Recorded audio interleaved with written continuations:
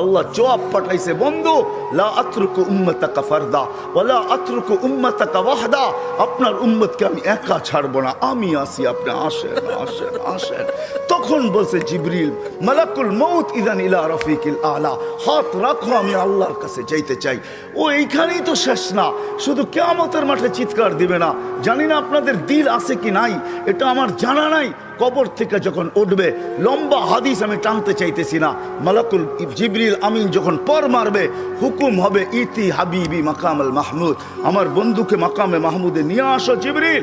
উনি আসবে, পর মারবে আর বলবে কুমিয়া হাবিব আর রহমান, আল্লাহর বন্ধু উঠেন। তখন আল্লাহর রসুল কবর থেকে উঠবে, ওয়াহুয়া ইয়াবকি ওয়ায়াকুল, কানতে কানতে উঠবেন আর বলতে বলতে উঠবেন।